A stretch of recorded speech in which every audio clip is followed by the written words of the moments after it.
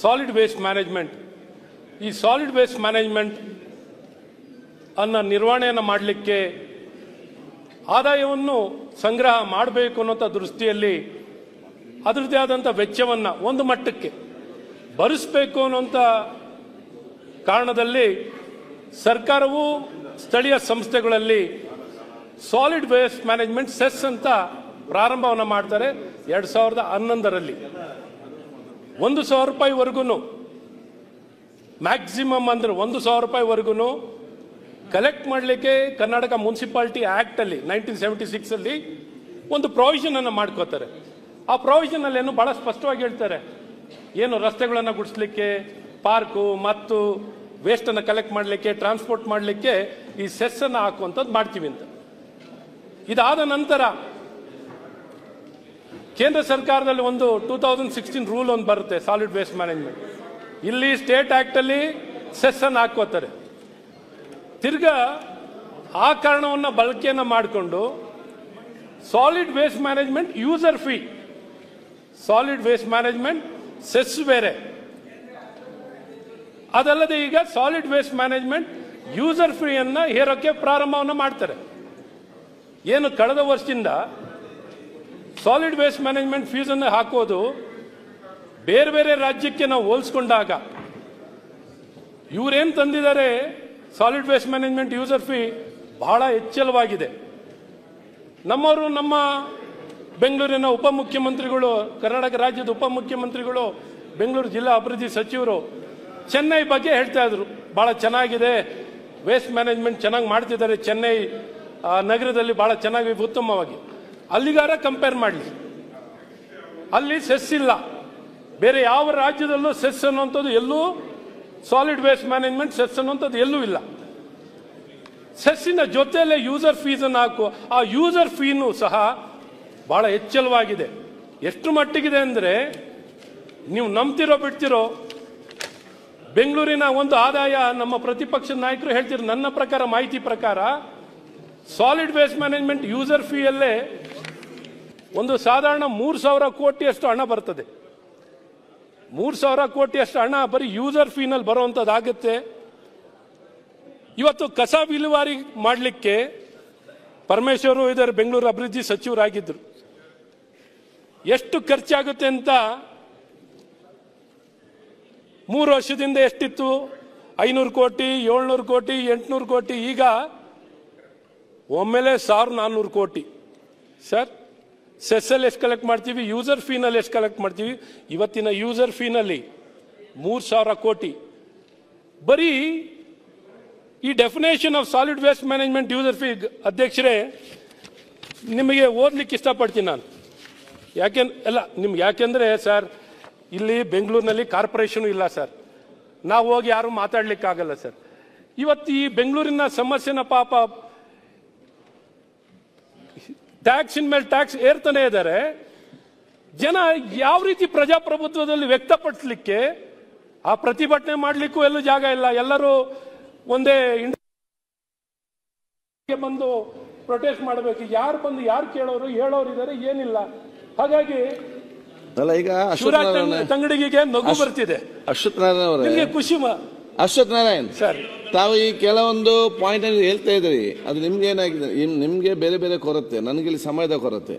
ಈಗ ವಿಚಾರ ಅಂತ ಹೇಳಿದ್ರೆ, ನೀವು ಯಾವಾಗಲೂ ಮಾತಾಡ್ತೀರಿ, ಡೈಲಿ ಮಾತಾಡೋಂತ ಬಹಳಷ್ಟು ಸದಸ್ಯರಿದ್ದಾರೆ.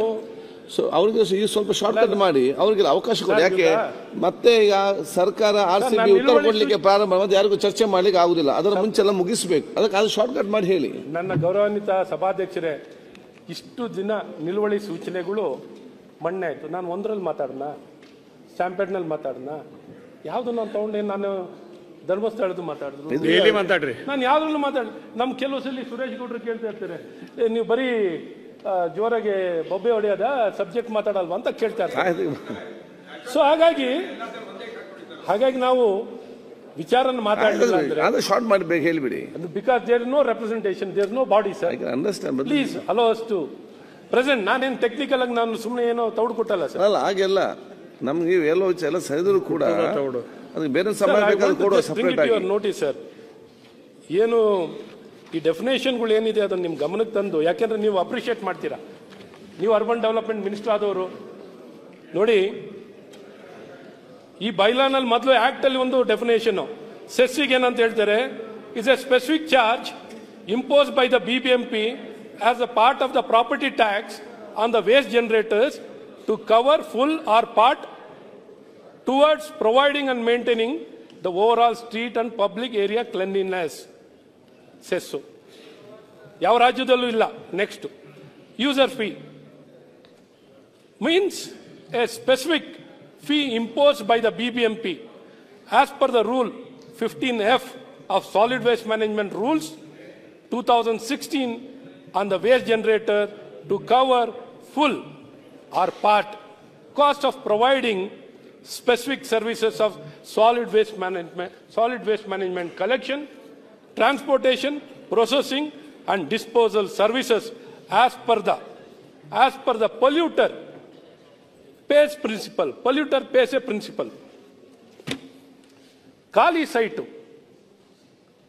ಏನ್ ಸರ್? ಖಾಲಿ ಸೈಟು ಯಾವ ಪೊಲ್ಯೂಷನ್ ಡೆವಲಪ್ ಮಾಡುತ್ತದೆ? ಖಾಲಿ ಸೈಟ್ ಯಾವ ರೀತಿ ವೇಸ್ಟ್ ಅನ್ನು ಡೆವಲಪ್ ಮಾಡುತ್ತೆ ಅಂತ ನಾನು ಕೇಳಬೇಕು. ಇವತ್ತು ಸಾಲಿಡ್ ವೇಸ್ಟ್ ಮ್ಯಾನೇಜ್ಮೆಂಟ್ ಯೂಸರ್ ಫೀನ ಯಾವ ರಾಜ್ಯದಲ್ಲೂ ಹಾಕಿಲ್ಲ ಸರ್. ಖಾಲಿ ಸೈಟ್ಗೂ solid waste management user fee ಹಾಕ್ತಾರೆ ಸರ್. ಆ ಯೂಸರ್ ಫೀ ಎಷ್ಟು ಮಟ್ಟಿಗಿದೆ ಅಂದ್ರೆ ಸರ್, ಪ್ರಾಪರ್ಟಿ ಟ್ಯಾಕ್ಸ್ಗಿಂತ ಡಬಲ್ ಇದೆ ಸರ್. ಯಾವ ನ್ಯಾಯ ಸರ್? ಒಂದು 30-40 ಖಾಲಿ ಸೈಟ್ ಇದ್ರು 6,000 ರೂಪಾಯಿ ಕಟ್ಟಬೇಕು ಸರ್. ಈ ರೀತಿ 60 paise per square foot per year. So ಈ ರೀತಿ ಅನ್ಯಾಯವನ್ನ ಇವತ್ತಿಲ್ಲಿ ಮಾಡ್ತಿರೋಂಥದ್ದಾಗ್ತಿದೆ. ದಯವಿಟ್ಟು ಇದು ಏನು ಟ್ಯಾಕ್ಸ್ ಟೆರರಿಸಂ ಅಥವಾ ಎಕ್ಸ್ಪ್ಲಾಯ್ಟೇಷನ್ ಇವತ್ತು ಮಾಡೋ ಮೂಲಕ 3,000ಕ್ಕಿಂತ ಹೆಚ್ಚಿನ ಕೋಟಿ ಬರೀ ಬೆಂಗಳೂರಿನಲ್ಲೇ ಯೂಸರ್ ಫೀನಲ್ಲಿ ಸೆಸ್ ಅಲ್ಲಿ ಕಲೆಕ್ಟ್ ಆಗ್ತಿರುವಂಥದ್ದು. ದಯವಿಟ್ಟು ನಾನು ಸರ್ಕಾರಕ್ಕೆ ಒತ್ತಾಯವನ್ನು ಮಾಡ್ತೀನಿ, ಈ ತಕ್ಷಣ ಈ ಖಾಲಿ ಸೈಟ್ಗೆ ಹಾಕಿರೋದು ಬೇರೆ ಬೇರೆ ರಾಜ್ಯ. ಮತ್ತೆ ರ್ಯಾಂಕಿಂಗು ಇಂದೋರ್ನಲ್ಲಿ ಸರ್, ಇಂದೋರ್ ಎಷ್ಟೇ ರ್ಯಾಂಕಿಂಗ್ ಸರ್ ಇಡೀ ದೇಶದಲ್ಲಿ? ಅಬೌಟ್ 10 lakh ಪಾಪ್ಯುಲೇಷನ್ ಅಲ್ಲಿ ಅದೇ ಕ್ಯಾಟಗರಿನಲ್ಲಿ ಬೆಂಗಳೂರು ಬರುತ್ತೆ ಸರ್. ಅವ್ರು ಎಷ್ಟಾಗ್ತಾರೆ solid waste management user fee? Cess ಹಾಕ್ತಾರಾ? ಖಾಲಿ ಸೈಟಿಗೆ ಹಾಕ್ತಾರಾ? ಅಥವಾ ಅಹಮದಾಬಾದ್ ಅಥವಾ ಸೂರತ್ ಅವ್ರು ಎಷ್ಟಾಗ್ತಾರೆ? 30 ರೂಪಾಯಿ ಸರ್. ಇಲ್ಲಿ ಲೆಕ್ಕನೇ ಇಲ್ಲ. ಅದು ಪ್ರತಿ ವರ್ಷ 5% ಜಾಸ್ತಿ ಸರ್. 5% every year increment. ಈ ರೀತಿ ಹೇರೋದನ್ನ ಮತ್ತು ರಸ್ತೆಗಳು ಗುಡಿಸುವಂಥದ್ದು 2 ದಿನ 3 ದಿನಕ್ಕೊಮ್ಮೆ ರಸ್ತೆ ಗುಡಿಸುವಂಥದ್ದು ಆಗ್ತಿದೆ. ಸಿಬ್ಬಂದಿಗಳು ಎಲ್ಲ ಕೊರತೆ ಇದೆ. ಎಲ್ಲಿ ನೋಡ್ರು ಕಸ ವಿಲೇವಾರಿನೂ ಆಗ್ತಿಲ್ಲ. ಇಷ್ಟು ಹಣ ಕೊಟ್ಟು ಜನಕ್ಕೆ ಪ್ರಯೋಜನ ಆಗ್ತಿಲ್ಲ ಅಂತ ಈ ಕಸ ವಿಲೇವಾರಿ ಬಗ್ಗೆ ಇಷ್ಟು ಹೇಳ್ತಾ, ನೆಕ್ಸ್ಟ್ ನಾನೇನು ನಿಮ್ಮ ಗಮನಕ್ಕೆ ತರಕ್ಕೆ ಇಷ್ಟಪಡ್ತೀನಿ ಅಂದ್ರೆ, ಈ ಟನ್ನಲ್ ಅಭಿವೃದ್ಧಿ ಮಾಡಲಿ. ನಾವು ಟನ್ನಲ್ ವಿಚಾರಕ್ಕೆ ನಾವು ಅಭಿವೃದ್ಧಿಗೆ ವಿರೋಧಿಗಳಲ್ಲ ಸರ್, ಬಹಳ ಸ್ಪಷ್ಟವಾಗಿ ಹೇಳಕ್ಕೆ ಇಷ್ಟಪಡ್ತೀನಿ. ಇವತ್ತು ಈ ಟನ್ನಲ್ ಅನ್ನ ಮಾಡಿಕೊಟ್ಟಿರೋದಕ್ಕೆ 17 ಕಿಲೋಮೀಟರ್ ಮತ್ತು ಇನ್ನೊಂದು 25 ಕಿಲೋಮೀಟರ್. ಈ 17 ಕಿಲೋಮೀಟರ್ ಕೇವಲ 2 ವರ್ಷದಿಂದ 3 ವರ್ಷದ ಒಳಗೆ ಪೂರೈಸ್ತೀವಿ. 2 ವರ್ಷದಿಂದ 3 ವರ್ಷದ ಒಳಗಡೆ ಪೂರೈಸ್ತೀವಿ. 17,700 ಕೋಟಿ ಒಳಗೆ ಇಡೀ ದೇಶದಲ್ಲೇ ಮುಂಬೈಗೆ ಹೋಲಿಸಿಕೊಂಡು ನಾನು ಕಮ್ಮಿ ದರದಲ್ಲಿ ಪರ್ ಕಿಲೋಮೀಟರ್ ಟನ್ನಲ್ ಅನ್ನ ಕಮ್ಮಿ ಕಾಸ್ಟ್ಗೆ ಮಾಡ್ತೀವಿ ಅಂತ ಹೇಳ್ತಾ ಇದ್ದಾರೆ. 8 ಟನ್ನಲ್ ಬೋರಿಂಗ್ ಮಿಷನ್ ಅನ್ನು ಇಟ್ಕೊಂಡು. ಒಂದು ಟನ್ನಲ್ ಬೋರಿಂಗ್ ಮಿಷನ್ ಅನ್ನು ಆರ್ಡರ್ ಮಾಡಿದ್ರೆ ಸರ್ ಯಾರಿಗೆ ಟೆಂಡರ್ ಆಗುತ್ತೆ? ಇನ್ನೇನು ಟೆಂಡರ್ ಆಗಿದೆಯಾ ಸರ್? ಟೆಂಡರ್ ಯಾರು? ಬೂಟಲ್ಲಿ ಬಿಲ್ಡ್ ಆಪರೇಟ್ ಟ್ರಾನ್ಸ್ಫರ್ ಯಾರಿಗೆ ಟೆಂಡರ್ ಆಗ್ತಾನೆ ಅವನು ಬಿಲ್ಡ್ ಓನ್ ಟ್ರಾನ್ಸ್ಫರ್. ಒಂದು ಟನ್ನಲ್ ಮಿಷನ್ಗೆ ಆರ್ಡರ್ ಮಾಡಿದ್ರೆ ಸರ್, ಇವತ್ತು ಆರ್ಡರ್ ಮಾಡಿದ್ರೆ ಟನ್ನಲ್ ಬೋರಿಂಗ್ ಮಿಷನ್ ಬರೋದು TBM ಬರೋದು 18 ತಿಂಗಳ ನಂತರ ಸರ್. ಫಾರ್ ಒಂದು ಟನ್ನಲ್ ಬೋರಿಂಗ್ ಮಿಷನ್ ಏನಾರು ತರಬೇಕು ಅಂದ್ರೆ 18 ತಿಂಗಳು ಬೇಕು. ಮತ್ತು ಕಲ್ಲಿಗೆ ಬೇರೆ, ಸಾಫ್ಟ್ ಸಾಯಿಲ್ಗೆ ಬೇರೆ ಬರ್ತದೆ. ಬ್ಲೇಡ್ಗಳು ರಿಪ್ಲೇಸ್ ಮಾಡಬೇಕು, ಚೇಂಜ್ ಮಾಡಬೇಕು. ಅದೇ ಮಿಷನ್ ಹಾಕಿದ್ರು ಸಹ ಬ್ಲೇಡ್ಗಳನ್ನ ಚೇಂಜ್ ಮಾಡ್ತಾ ಇರಬೇಕು. ಸೊ ಇವತ್ತು ಬರೀ ಪ್ಲಾನಿಂಗಿಗೆ ಸರ್, DPR ಮಾಡಲಿಕ್ಕೆ ಒಂದು DPR ಮಾಡಬೇಕು ಅಂದ್ರೆ 2 ವರ್ಷ ಬೇಕು sir. Environmental impact study environmental impact ಸ್ಟಡಿಯನ್ನು ಮಾಡಲಿಕ್ಕೆ ಆ ಸೌಂಡ್ ಪೊಲ್ಯೂಷನ್ ಎಷ್ಟು, ಸ್ಮೋಕ್ ಪೊಲ್ಯೂಷನ್ ಎಷ್ಟು, ಫೈರ್ ಸೇಫ್ಟಿ ಏನು, ಅಂಡರ್ಗ್ರೌಂಡ್ ವಾಟರ್ ಏನೊಂದು ಜಾಲಗಳಿದಾವೆ ಅದನ್ನು ಹೇಗೆ ಹ್ಯಾಂಡಲ್ ಮಾಡೋದು, ಕೆರೆ ಕಟ್ಟೆಗಳ ಸೋರಿಕೆ ಆದರೆ ಅದನ್ನು ತಡೆಗಟ್ಟೋದು ಹೇಗೆ, ಇದನ್ನ ಅರ್ಥ ಮಾಡ್ಕೊಂಡು ಮಾಡ್ಲಿಕ್ಕೇನೆ 2 ವರ್ಷ ಬೇಕಾಗುತ್ತೆ ಸರ್. ಇದೇನು ಕೂಡಲೇ ಬಹುಮಾನ ಸ್ಕೀಮ್ ಅಲ್ಲ ಸರ್. ಇವತ್ತಾಯ್ತು ಅವ್ರು 3 ವರ್ಷದಲ್ಲಿ ಮಾಡ್ತೀನಿ ಅಂತ ಹೇಳಿದ್ದಾರೆ. ಇನ್ನು ಮುಂದುವರೆದು ನಾನು ಹೇಳೋದಾದ್ರೆ ಸರ್ ಎಳೆಯಲ್ಲ. ಇವತ್ತು 17,000 ಕೋಟಿ ಹೇಳಿದ್ದಾರೆ ಸರ್. ಈ 17,000 ಕೋಟಿಯಲ್ಲಿ ಬೂಟಲ್ಲಿ 60% ಬೂಟ್ ಆಪರೇಟರ್ ಕೊಡೋದು, 40% ಯಾರು ಕೊಡೋದು, ವಯಬಿಲಿಟಿ ಗ್ಯಾಪ್ ಫಂಡು, ಬಿಬಿಎಂಪಿ ಆಸ್ತಿಯ ಅಡಮಾನ ಇಟ್ಟು, ಬಿಬಿಎಂಪಿ ಆಫೀಸೇ ಅಡಮಾನ. ನಾನು ಹೇಳ್ತಿರೋದು ಇಲ್ಲಿರುವಂತ ನಾನು ನ್ಯೂಸ್ ಪೇಪರ್ನಲ್ಲಿ ಕರೆದಿರೋ ಟೆಂಡರ್ನಲ್ಲಿ ಕೇಳ್ತಿರೋದು ಸರ್, ಹುಡ್ಕೋ ಇಂದ ಲೋನು. ಇದಕ್ಕೆ ಅಡಮಾನವನ್ನು ಇಡಲಿಕ್ಕೆ ಬಿಬಿಎಂಪಿ ಆಫೀಸು, ಮೇಯೋ, ಸ್ಮಶಾನಗಳು, ಸ್ಕೂಲ್ಗಳು, ಬಿಬಿಎಂಪಿ ಏನೇನು ಆಸ್ತಿ ಇದೆಯಲ್ಲ ಸರ್, ಎಲ್ಲ ಆಸ್ತಿನ ಅಡಮಾನ ಇಟ್ಟು 8,000 ಕೋಟಿ ಅಂತ ಹೇಳಿದ್ದಾರೆ ಸರ್. ಯಾವ ಗ್ಯಾರಂಟಿ ಇವರು ಬರ್ಕೊಡ್ತಾರ? 17,000 ಕೋಟಿಯಲ್ಲೇನೆ ಈ ಪ್ರಾಜೆಕ್ಟ್ ಮುಗ್ದೋದ್ರೆ, ಹೆಚ್ಚಿಗೆ ಆದ್ರೆ ಯಾರ ಜೋಬಿಂದ ಕೊಡ್ತಾರೆ? ಯಾರಿಗೆ ಇದಕ್ಕೆ ಹೊಣೆ? ಇವತ್ತು ಜನರು ಹಣ ಸರ್, ಇವತ್ತು ಪ್ರತಿಯೊಬ್ಬ ಆಸ್ತಿ ತೆರೆಗಾರನ ಹಣದಿಂದ ಆಗ್ತಿರೋದು ಸರ್. ಇದು ಯಾಕೆಂದ್ರೆ ಸರ್, ಇದು ಇವತ್ತು ಸರ್ಕಾರ ಇದೆ, ಬಹುಮತ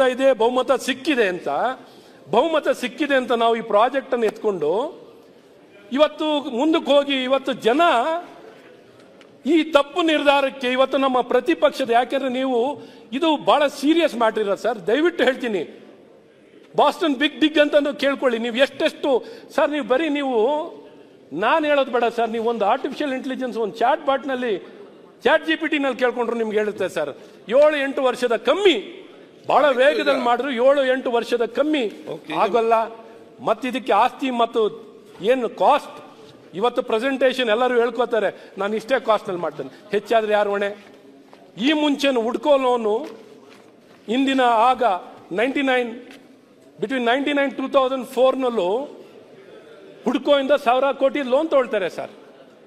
ಆ 1,000 ಕೋಟಿ ಲೋನ್ ತಗೊಂಡಿದ್ದು ಸರ್ಕಾರ ತಗೊಳುತ್ತೆ, ಬಿಬಿಎಂಪಿ ಅಭಿವೃದ್ಧಿಗೆ ತಗೊಂಡು ಆ ಸಾಲಕ್ಕೆ ಅಡಮಾನ ಗ್ಯಾರಂಟಿ ಸರ್ಕಾರ ಕೊಟ್ಟಿರ್ತಾರೆ.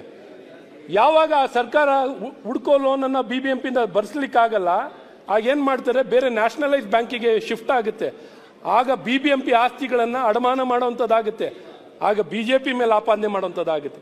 ಇವತ್ತು ನಾನು ಹೇಳಕ್ ಇಷ್ಟಪಡ್ತೀನಿ, ಇದನ್ನು ಈ ಮುಂಚೆನೂ ಸಾಲ ತಗೊಂಡಿರುವಂತದ್ದು 99-2004 MB ಪಾಟೀಲ್ ರೇ 99-2000 ನಲ್ಲಿ ಹುಡ್ಕೋ ಸರ್. ನೀವು ಪಾಯಿಂಟ್ ಬಿಟ್ಟು ನಾನೇನ ರಿಪೀಟ್ ಮಾಡ್ತೀನಿ ಸರ್. ಟನಲ್ ನಾನು ಶಾಸಕರು ಅಲ್ಲ ಸರ್, ಇದು 25 ಕಿಲೋಮೀಟರ್ 25,000 ಕೋಟಿ ಪ್ರಾಜೆಕ್ಟ್ ಬಗ್ಗೆ ಪ್ರಾಜೆಕ್ಟ್ ಅಲ್ಲಿ ಇನ್ನೇನ್ ಮಾತಾಡ್ಲಿ ಸರ್ಕಾರದಿಂದ. ಈ ಸರ್ಕಾರ 2023, 24, 25, 26 ಎಷ್ಟು ಹಣ ಬಿಡುಗಡೆ ಮಾಡಿದ್ದಾರೆ ಅಂತ ಹೇಳಿ ಸರ್. ಸ್ಟೇಟ್ ಫೈನಾನ್ಸ್ ಇಂದ ಅನ್ಟೈಡ್ ಫಂಡ್ಸ್ ಎಷ್ಟು ಬಿಡುಗಡೆ ಮಾಡಿದ್ದಾರೆ ಅಂತ ಹೇಳಿ ಸರ್. 4 ಲಕ್ಷ ಕೋಟಿ ಬಡ್ಜೆಟ್ ಅಲ್ಲಿ ಇವತ್ತಿನ ಬೆಂಗಳೂರಿನ ಜನರ ಹತ್ರ ಎಲ್ಲಾ ರೀತಿಯಾದಂತ ಇವತ್ತು ಹಣಗಳನ್ನ ಪಡ್ಕೊಂಡು ಇವತ್ತು ಜನರಿಗೆ ನಾವು, ಯಾಕೆಂದ್ರೆ ಈ ಟನಲ್ ನಾವು ವಿರೋಧಿಗಳಂತ ಹೇಳಕ್ ಹೋಗ್ಬಾರ್ದು ಅಂತ, ಇವತ್ತು ಅವೈಜ್ಞಾನಿಕವಾಗಿ ಯಾವ ಒಂದು ಹೋಮ್ವರ್ಕ್ ಅನ್ನ ಮಾಡದೆ ಜನರ ಬದುಕಿನ ಜೊತೆ, ಜನರ ಹಣದ ಜೊತೆ, ತೆರಿಗೆಗಾರರ ಹಣದ ಜೊತೆಯಲ್ಲಿ ಹುಡುಗಾಟಿಕೆ sir. It nothing but child's play ಆಗಿದೆ. ಜವಾಬ್ದಾರಿಯುತವಾಗಿ ಮಾಡ್ಲಿ, ಪ್ಲಾನಿಂಗ್ ಮಾಡ್ಲಿ. ಯಾವತ್ ಮಾಡಿದ್ರು ಟನಲ್, ಇವ್ರು ಪ್ರಾರಂಭ ಏನ್ ಮಾಡ್ತಾರೋ ಟನಲ್ ಇವ್ರಿಗೆ ಕೀರ್ತಿ ಬರುತ್ತೆ, ಇವ್ರಿಗೆ ಕ್ರೆಡಿಟ್ ಕೊಡೋಣ, ನಮ್ಗೇನು ಕ್ರೆಡಿಟ್ ಬೇಡ ಸರ್. ಉತ್ತರ ಸರ್ ಉತ್ತರ ಕೊಡ್ಲಿ, ಆದ್ರೆ ನಾವು ಹೇಳೋದು ಹೆಜ್ಜೆ ಬಿಟ್ಟು ಹೋಗ್ಬೇಕು ಅಂತ ಬರೇ ಬಿಟ್ಟು ಹೋದ್ರೆ ಕಷ್ಟ. ಹಾಗೆ ನೆಕ್ಸ್ಟ್ ಸರ್, ಅಡ್ವರ್ಟೈಸ್ಮೆಂಟ್ ಪಾಲಿಸಿ. ಡೆವಲಪ್ಮೆಂಟ್ಗೆ ಅದಕ್ಕೆ ಸಂಬಂಧ ಏನು? ಅಡ್ವರ್ಟೈಸ್ಮೆಂಟ್ ಪಾಲಿಸಿ ಸರ್, ಈಗ ಅವರು ಕರೆಕ್ಟ್ ಪ್ರಶ್ನೆ ಕೇಳ್ತಾ ಇದ್ದಾರೆ. ಈಗ ಡೆವಲಪ್ಮೆಂಟ್ ಪಾಲಿಸಿ ಬಗ್ಗೆ ಆಡಳಿತ ಅಭಿವೃದ್ಧಿ ಕರೆಕ್ಟ್ ಪಾಲಿಸಿ ಇಲ್ಲ. ಈಗ ಬೇರೆ ಬೇರೆ ಎಮರ್ಜೆನ್ಸಿ ಕೇಸಲ್ಲೆಲ್ಲ ಮಾತಾಡುವವರು ಇದ್ದಾರೆ. ಈಗ ಸರ್ ನಮ್ಮ ಬಾಯಿನ ನಾವು ಹೇಳ್ದ ಆಲ್ರೆಡಿ ಕಾರ್ಪೊರೇಷನ್ ಬಾಯಿಂತೂ ಮುಚ್ಚಿಸ್ಬಿಟ್ಟಿದ್ದೀರಾ. ಇಲ್ಲಿ ಬೆಳಕಿಗೆ ತರ್ತೆ ನೀವೇ ಹೇಳಿದ್ರಿ ಯಾರಿಗೂ ತೊಂದರೆ ಆಗದ ರೀತಿಯಲ್ಲಿ ಯಾರಿಗೂ ನೇರವಾಗಿ ಆಪಾದನೆ ಮಾಡಿ ನಾನೇನಾರು ಆಪಾದನೆ ಮಾಡಿ ನಂಗಾಗ್ತಾ ಉಂಟಲ್ಲ ಮುದ್ದು ಹೋಗ್ತಾ ಇದೆ. ನೀವು ರಾತ್ರಿ ಎಲ್ಲ ಸರ್ ಎಲ್ಲಾರ್ಗು ತೌಡ್ ಕೊಟ್ಟಾಗ ಸೋಸಲ್ಲಿ ಯಾರ್ಯಾರಿಗೂ ಬಿಟ್ಟಿದ್ದೀರ. ಫ್ಯಾಕ್ಟ್ ಮಾತಾಡ್ತಿದ್ದೀನಿ. ಲೆಟ್ ಮಿ ನಾ ಹೇಳೋದ್ರಲ್ಲಿ subject to correction. Advertisement policy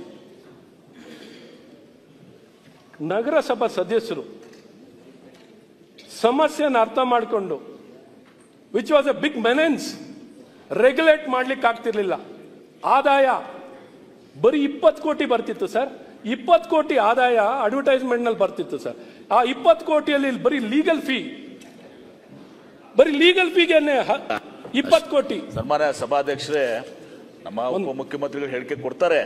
but ಒಂದ್ ತಿಳ್ಕೊಳ್ಳಿ, ಈ ಟನಲ್ ನಲ್ಲಿ ಕಾಸ್ಟ್ ಉಳಿದೆಲ್ಲ ಟನಲ್ಸ್ ಕಂಪೇರ್ ಮಾಡ್ಕೊಂಡು ಮುಖ್ಯಮಂತ್ರಿಗಳು ಒಂದನ್ನ ಈಗಾಗಲೇ ಹೇಳಿದಾರೆ. ಅದನ್ನ ನಿಮ್ದೆಲ್ಲ ಬೇರೆ ಬೇರೆ ರಾಜ್ಯಗಳಲ್ಲಿ ಬೇರೆ ಬೇರೆ ಎಲ್ಲ ಟನಲ್ ಮಾಡಿದಾರಲ್ಲ, ಅದಕ್ಕೆ ಕಂಪೇರ್ ಕಾಸ್ಟ್ ಪರ್ ಕಿಲೋಮೀಟರ್ ಬಹಳ ವ್ಯತ್ಯಾಸ ಇದೆ. ಅವ್ರು ಕೊಡ್ತಾರೆ, ಉತ್ತರ ಕೊಡ್ತಾರೆ. ಇದೆಲ್ಲ ಯಾವಾಗ ಒಪ್ಕೋಬಹುದು? MB ಪಾಟೀಲ್ ಸಾಹೇಬ್ರು ಒಂದು ಬಂಗಾರದ ಮಾತುಗಳನ್ನ ಅಂದ್ರೆ, ನೀವೆಲ್ಲ ಪೂರ್ತಿ ಪ್ರಾಜೆಕ್ಟ್ ಅನ್ನ ಮುಗಿಸಿ ಆಗ ನೀವು ಹೇಳಿರಲ್ಲ, ಆಗ ಈ ಕಾಸ್ಟ್ ಅಲ್ಲಿ ಮಾಡಿದ್ದೀನಿ ಅಂತ ಹೇಳಿದಾಗ ನಿಮ್ಮ ಮಾತುಗಳೆಲ್ಲ ಒಪ್ಕೊಳ್ತೀನಿ. ನಾನೇನು ಪ್ರಾಕ್ಟಿಕಲ್ ಆಗಿ ಮಾತಾಡ್ತಿದ್ದೀನಿ, ಇಂಪ್ರಾಕ್ಟಿಕಲ್ ಆಗಿ ಇವತ್ತೇ ಸವಾಲ್ ಹಾಕ್ತೀನಿ. 3 ವರ್ಷದಲ್ಲಿ ಈ ಪ್ರಾಜೆಕ್ಟ್ ಖಂಡಿತ ಮುಗಿಯಲ್ಲ, ಈ ಕಾಸ್ಟಲ್ಲೂ ಮುಗಿಯಲ್ಲ. ಇದ್ರ 2 ಪಟ್ಟು ಮತ್ತೆ ಇದ್ರ 2 ಸಮಯ ಆಗುತ್ತೆ. 3 ವರ್ಷದಲ್ಲಿ ಆಗಲ್ಲ. ಆಯ್ತು. ಅಡ್ವರ್ಟೈಸ್ಮೆಂಟ್ ಬಗ್ಗೆ ಸಭಾಧ್ಯಕ್ಷರು ನಾನು ಏನ್ ಹೇಳಕ್ ಪ್ರಯತ್ನ ಮಾಡ್ತಿದ್ದೀನಿ ಅಂದ್ರೆ, ನಗರಸಭಾ ಸದಸ್ಯರಿಗೆ ತಿಳುವಳಿಕೆ ಇತ್ತು. ಏನೊಂದು ಪಾಲಿಸಿಯನ್ನು ನೋಡಿದ್ರು ದುರ್ಬಳಕೆ ಆಗ್ತಿತ್ತು. ಜನ ಅದರ ಲಾಭವನ್ನು ಪಡ್ಕೊಂಡು ದುಡ್ಡು ಮಾಡ್ತಿದ್ರು. ಕಾರ್ಪೊರೇಷನ್ಗೆ ಆದಾಯ ಬರ್ತಿರ್ಲಿಲ್ಲ. ಇದು ಸರ್ಕಾರಿ property, BBMP property, private property, ಈ 3 ಪ್ರಾಪರ್ಟಿಯಲ್ಲಿ ಅಡ್ವರ್ಟೈಸ್ಮೆಂಟ್ ಹೋರ್ಡಿಂಗ್ ಹಾಕ್ಲಿಕ್ಕೆ ಅವಕಾಶ ಇತ್ತು ಸರ್.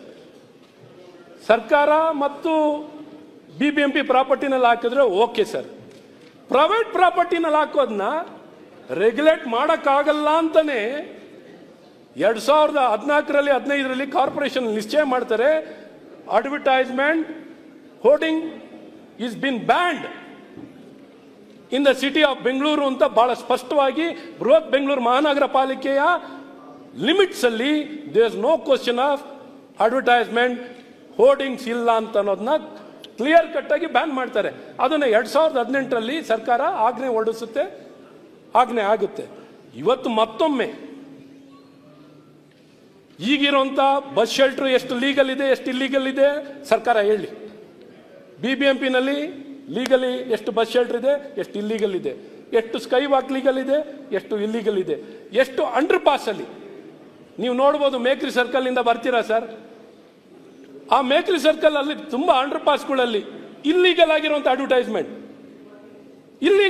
ಅಡ್ವರ್ಟೈಸ್ಮೆಂಟ್ ಏನಾದ್ರು ತೆಗೆದಾಕ್ಲಿಕ್ಕೆ ಏನೋ ಮಾಡ್ಲಿಕ್ಕೆ ಆಗಿದೆಯಾ? ಒಂದು ಸ್ಟೇ ಕೋರ್ಟಿಗೆ ಹೋಗೋದು, ಒಂದು ಸ್ಟೇ ತರೋದು, ಇಲ್ಲೀಗಲ್ ಆಗಿ ದುಡ್ಡು ಕಟ್ಟದೆ ಏನು ಕಟ್ಟದೆ ಇಲ್ಲೀಗಲ್ ಆಗಿ ಮುಂದುವರಿಯೋದು, ಇಲ್ಲೀಗಲ್. ಇನ್ನು ಪ್ರೈವೇಟ್ ಜಾಗದಲ್ಲಿ ಹೋರ್ಡಿಂಗ್ ಹಾಕ್ಲಿಕ್ಕೆ ಕೊಟ್ರೆ ಇವ್ರು ಹೇಗೆ ರೆಗ್ಯುಲೇಟ್ ಮಾಡ್ತಾರೆ? 200 ಮೀಟರ್, ಮೊದಲು 150 ಮೀಟರ್ಗೆ ಇತ್ತು, ಇವತ್ತು 200 ಮೀಟರ್ಗೆ ಒಂದು ಹೋರ್ಡಿಂಗ್. ಯಾವ ಮನೆಗೆ ಅಂತ ಕೊಡ್ತಾರೆ ಸರ್? ಯಾವ ಬಿಲ್ಡಿಂಗಿಗೆ ಅಂತ ಕೊಡ್ತಾರೆ ಸರ್? ರಾತ್ರಿ ಹೋರ್ಡಿಂಗ್ ಬರುತ್ತೆ, ಒಂದು ಕೋರ್ಟಿಗೆ ಹೋಗ್ತಾನೆ, ಒಂದು ಸ್ಟೇ ತರ್ತಾನೆ.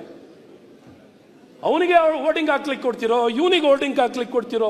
ಯಾರು ಬೇಕಾದ್ರೂ ಹೋರ್ಡಿಂಗ್ ಹಾಕೋಬಹುದು ಸರ್. ಮತ್ತೆ ನಿಮಗೆ ಗೊತ್ತಿದೆ road safety visual LED screen ಅನ್ನ ಹಾಕೊಂಡ್ರೆ LED ಸ್ಕ್ರೀನ್ ಮೂವ್ ಆಗ್ತಾ ಇರುತ್ತೆ. LED ಸ್ಕ್ರೀನ್ ಮೂವ್ಮೆಂಟ್ ಇದ್ದಾಗ ರೋಡ್ ಸೇಫ್ಟಿ, ರೋಡ್ನೆಲ್ಲ ಸೇಫ್ಟಿ ಕಾಪಾಡ್ಲಿಕ್ಕಾಗುತ್ತೆ.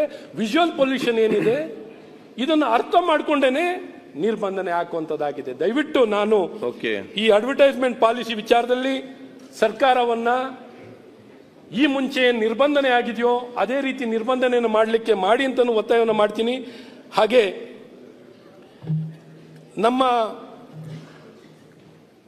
ಬೆಲೆ ಏರಿಕೆ ವಿಚಾರದಲ್ಲಿ ಮಾತಾಡಿದ್ದಾರೆ.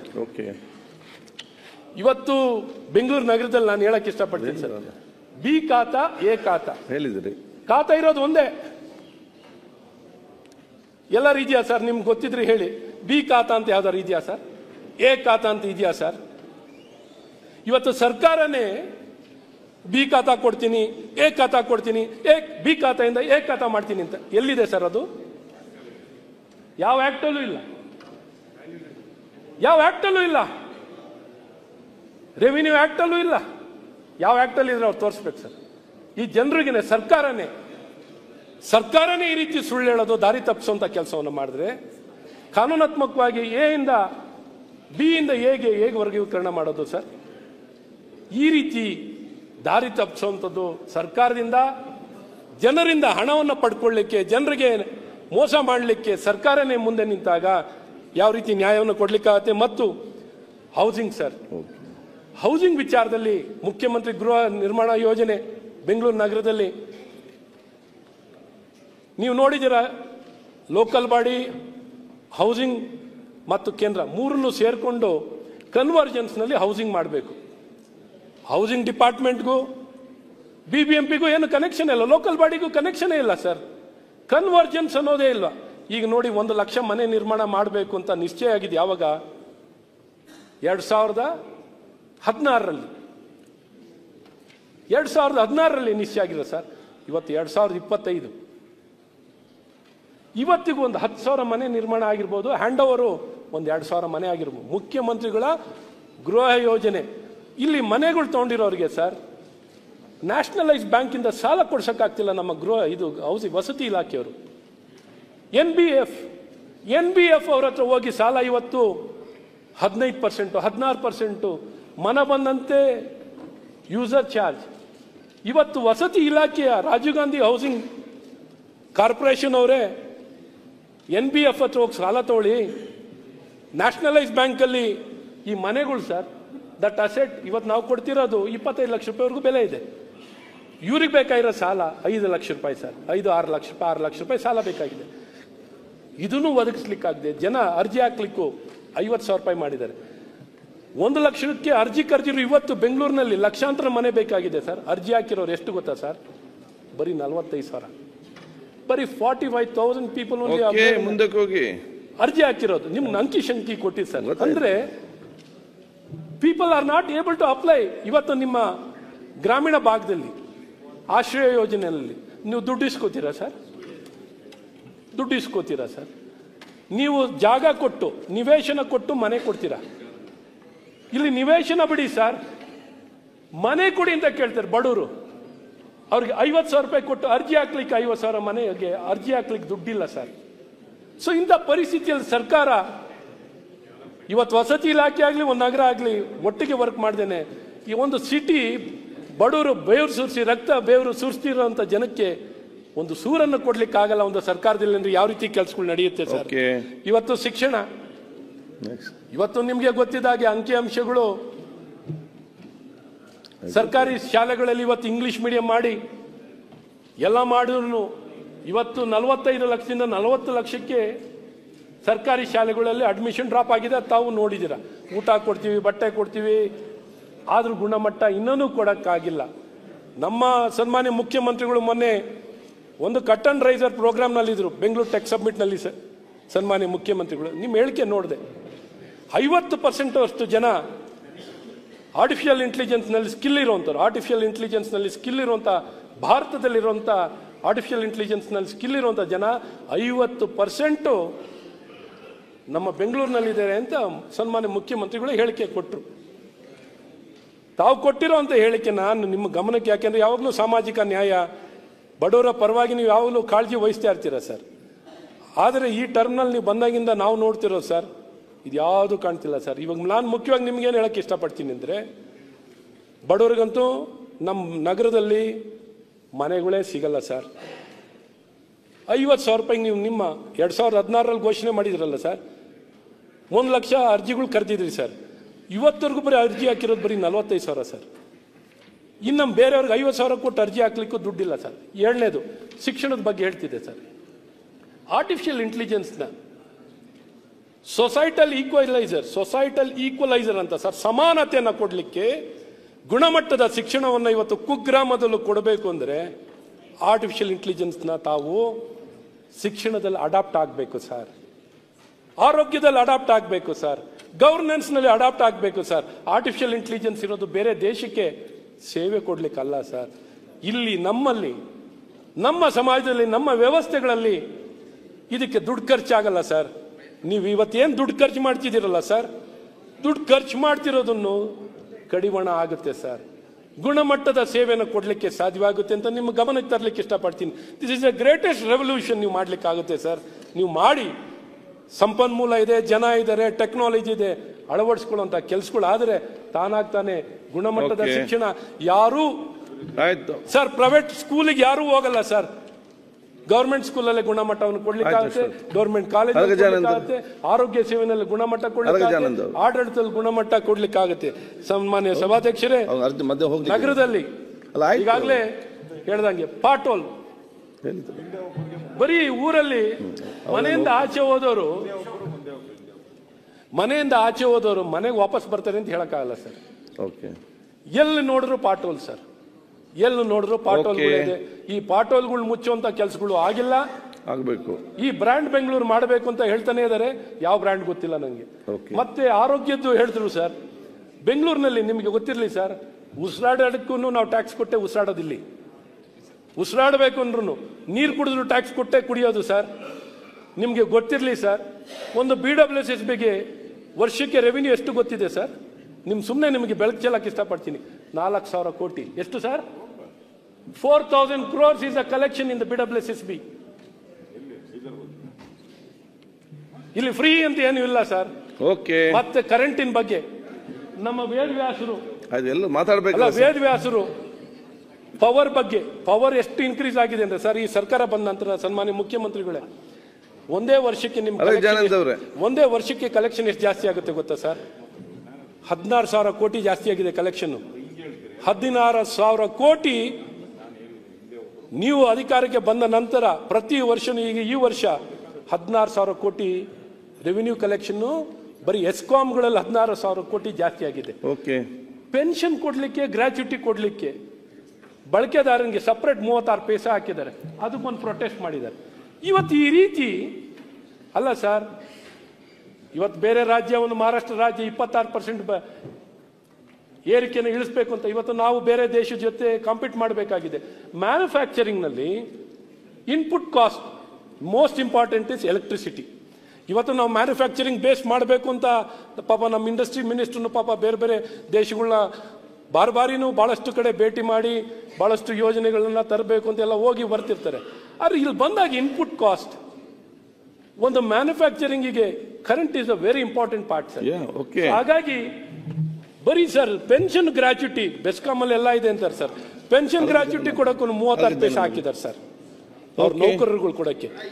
ಈ ರೀತಿ 2,600 ಕೋಟಿ ಅಲ್ಲ. ನೀವು ಬಹಳ ಚೆಲ್ಲಿದ್ದೀರಿ, ಬಹಳಷ್ಟು ಪಾಯಿಂಟ್ ಇದೆ, ಎಲ್ಲ ಒಂದು ಬರೆದು ಕೊಡಿ, ಅದನ್ನು ನೋಡ್ತಾರೆ. ಈಗ ಅನಗಜಾನಂದ್ ಅವರೇ, ಸ್ಟ್ರೀಟ್ ಲೈಟ್ ಆಯ್ತು, ಇದೆಲ್ಲ ನಾನು ಮುಖ್ಯಮಂತ್ರಿಗಳಿಗೆ ಒಂದು ನಿಮಿಷ ಸರ್. ಯಾಕೆಂದ್ರೆ ಸರ್, ಯಾಕೆ ಒಂದು ಸ್ವಲ್ಪ ನಾವು ಸಭಾಧ್ಯಕ್ಷರಲ್ಲಿ ಕೇಳ್ಕೊತೀನಿ, ಬೆಂಗಳೂರಿನಲ್ಲಿ ಇವತ್ತು ಚುನಾಯಿತ ಪ್ರತಿನಿಧಿಗಳು ಬೀದಿ ದೀಪ ಸರ್, ರಾಜ್ಯದ ಬಗ್ಗೆ ಬೇರೆಯವರಿಗೆ ಮಾತಾಡಿ ಕೊಡೋದು ಹೇಗೆ? ಎಲ್ಲ ವಿಷಯ ನೀವು ಮಾತಾಡಿದ್ರೆ ಮತ್ತೆ ಅವ್ರು ಏನ್ ಮಾತಾಡೋದು?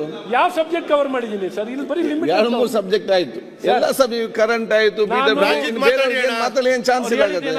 ಹೇಳಿದ್ದನ್ನು ಹೇಳಿಕ್ಕೆ ಆಗುದಿಲ್ಲ ಅವರಿಗೆ. ನಾನು ಹೇಳಿದ್ನ ಹೇಳಲ್ಲ ಸರ್. ಆಯ್ತು, ಬೇರೆ ಮಾತಾಡ. ದಯವಿಟ್ಟು ನಾನು ಕೇಳ್ಕೊಳ್ಳೋದು, ಆಯ್ತು, street light main ರೋಡ್ಗಳಲ್ಲೇ ಉರಿಯಲ್ಲ.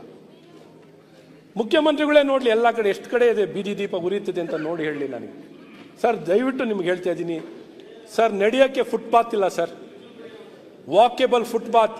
Supreme court 16 ಬಾರಿ ನಮ್ಮವರು ಸುಪ್ರೀಂ ಕೋರ್ಟ್ ಜಡ್ಜ್ಮೆಂಟ್ ಬಂತಲ್ಲ ಸರ್ OCCC ವಿಚಾರದಲ್ಲಿ. ತಕ್ಷಣ ಇಡೀ ದೇಶದಲ್ಲಿ ಪ್ರಥಮವಾಗಿ ಮೊದಲನೇ ರಾಜ್ಯ ಕಡ್ಡಾಯ ಮಾಡ್ಲಿಕ್ಕೆ ಕೊಟ್ಟಿದ್ದು ನಮ್ಮ ರಾಜ್ಯ. ಅದೇ ರೀತಿ ಫುಟ್ಪಾತ್, ವಾಕೇಬಲ್ ಫುಟ್ಪಾತ್ ನಮಗೇನಂದ್ರೆ ಎಕಾಮಿಕ್ಕಿ ಹೋಗಿದ್ದಾರೆ ಸರ್, ಕಂಡಲ್ಲಿ ಹೋಗಿದ್ದಾರೆ ಸರ್. ನಾವು ಅವ್ರು ಏನು ಅನ್ಕೊಂಡ್ಬಿಟ್ಟಾರೆ, ಶಾಸಕರು ಅಂದ್ರೆ ಎಲ್ಲ ಆಗುತ್ತೆ ಅನ್ಕೊಂಡ್ಬಿಟ್ಟಿರ್ತಾರೆ ಸರ್. ಅಶ್ವಥ್ ನಾರಾಯಣ ಅವರೇ, ನಾವು ಅಸಹಾಯಕರಾಗಿ ಎಲ್ಲೋ ನೀವು ಕಾರ್ಪೊರೇಷನ್ ಅಲ್ಲಿ ಮಾತಾಡಿದಲ್ಲಿ ಮಾತ್ರ ಸ್ಟ್ರೀಟ್ ಲೈಟ್ ಇಲ್ಲ, ಫುಟ್ಪಾತ್ ಇಲ್ಲ, ಆಗ್ತದ? ಸರ್ ನೀವು ಯಾವ ಕಾರ್ಪೊರೇಷನ್ ದೊಡ್ಡ ವಿಚಾರ ನೀವು ಹೇಳಿದಿರಿ. ಈಗ ಪಾಲಿಸಿ ಮಾಡಿ 2-3 ವಿಚಾರ ಎಲ್ಲ ಕೂಡ ಈಗ ಟನಲ್ ಬಗ್ಗೆ ಹೇಳಿದಿರಿ, ನಮ್ಮ ಅಡ್ವರ್ಟೈಸಿಂಗ್ ಪಾಲಿಸಿ ಹೇಳಿದಿರಿ, ಇನ್ನೊಂದು ಹೇಳಿದಿರಿ. ಸರ್ ನಾನು ಯಾವ ಕಾರ್ಪೊರೇಷನ್ ಸ್ಟ್ರೀಟ್ ಲೈಟ್ ಎಲ್ಲ ಇಲ್ಲಿ ಕೂತು ಮಾತ್ರ ಪ್ರತಿಯೊಬ್ಬರಿಗೆ ಪ್ರತಿಯೊಂದು ನಗರಸಭೆಯಲ್ಲಿ ಸಮಸ್ಯೆ ಮಾತಾಡಲಿ. ಮುಖ್ಯಮಂತ್ರಿಗಳೇ ಮಾತಾಡಿ. ಆಯ್ತು ಸರ್, ನಾವ್ ಏನೋ ಸ್ವಲ್ಪ ಸತ್ಯ ಹೇಳ್ರಿ. ನೀವು ಪ್ರಿಸೈಡಿಂಗ್ ಆಫೀಸರ್ ಕರೆಕ್ಟ್ ಆಗಿ ಎಲ್ಲರೂ ಸುಧಾರಿಸಬೇಕಲ್ಲ. ನೀವು ಅಜ್ಜಿಗೆ ಹೋಗಿ ಬಂದು ನಾವು senior most member Haji UT Khader Haji UT Khader ಅವರು ಫುಟ್ಪಾತ್ ಮಾಡ್ಲಿಲ್ಲ, ಈಗ ಇಲ್ಲಿ ಬಂದು ಭಾಷಣ ಹೊಡಿತಾ ಇದಾರ. ನಾವು ಮಾಡಿಲ್ಲ, ಅದಕ್ಕೆ ಇಲ್ಲಿ ಕೂಡಿಸಿದ್ದಾರೆ, ನಿಮ್ಮನ್ನ ಅಲ್ಲಿ ಕೂಡಿಸಿದ್ದಾರೆ. ನಮ್ ಸಿದ್ದರಾಮಯ್ಯ ಅವ್ರು ಯಾವಾಗ್ಲೂ ಹೇಳ್ತಾ ಇರ್ತಾರೆ ಕೆಲಸ ಸರಿ ಮಾಡಿಲ್ಲ ಅಂತ ನಮ್ ಇಲ್ಲಿ ಕೂಡಿಸಿದ್ದಾರೆ. ಈಗ ನನ್ನ ಇಲ್ಲಿ ಕೂರಿಸಿ ಯಾಕೆ ಅಲ್ಲಿ ಸಂಬಂಧೀರಿ ಮಾತಾಡ್ಲಿ ಬೇರೆಯವರು ಸಪರೇಟ್ ಕೊಡುವ ಮಾತಾಡ್ಲಿಕ್ಕೆ. ಆರ್ಟಿಕಲ್ 20 ಬೆಂಗಳೂರು ನಗರ ಬಗ್ಗೆ ಮಾತಾಡ್ಲಿಕ್ಕೆ ಸಪರೇಟ್ ಕೊಡುವ. ಕೇಳ್ತಿರೋದು ಸಣ್ಣ ಸಣ್ಣ. ಆಯ್ತು, ಬೇರೆಯವ್ರು ಮಾತಾಡ್ಬೇಕಲ್ಲ, ಟೈಮ್ ಆಯ್ತು. ಆರ್ಟಿಕಲ್ 20 minutes ವಾಕ್ಯಬಲ್ ಆಯ್ತು ಸರ್. ಇನ್ನ ನಾಳೆವರೆಗೂ ಮಾತಾಡ್ಲಿಕ್ಕಿದೆ. ಇಲ್ಲ ನೋಡಿ, ನಿಮಗೆ RCB ಉತ್ತರ ಕೊಡುವಾಗ ಇದನ್ನು ನಾವು ಈ ನಿಮ್ಮ ಚರ್ಚೆಯನ್ನು ಮುಗಿಸಿದ ನಂತರ ಉತ್ತರ ಸಿಕ್ಕುವಂತ ಮತ್ತೆ ನಾಳೆಗೆ ಉತ್ತರ ಆಗ್ತದೆ. ಅದಕ್ಕೆ ನಾನು ಬೇಗ ಶುಕ್ರವಾರದವರೆಗೂ ಕೊಡಿ ಇವತ್ತು. ದಯವಿಟ್ಟು ಇವತ್ತೆಲ್ಲ ಇಂಥ ವಿಚಾರಗಳನ್ನ ನನಗೆ ಹೇಳ್ಬಿಟ್ಟು ಫುಟ್ಪಾತ್ ದಯವಿಟ್ಟು ಮುಖ್ಯಮಂತ್ರಿಗಳೇ, ನಾವು ನೀವು ಕಾರಲ್ಲಿ ಓಡಾಡ್ತೀವಿ,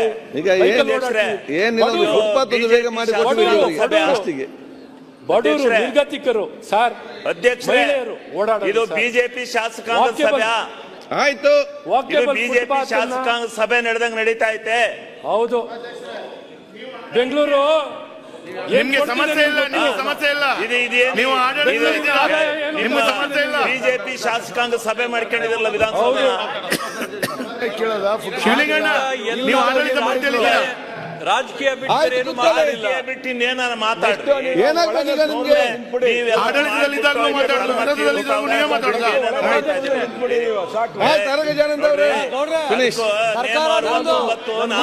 20 ವರ್ಷದಿಂದ ಸದನದಲ್ಲಿದ್ದೀನಿ.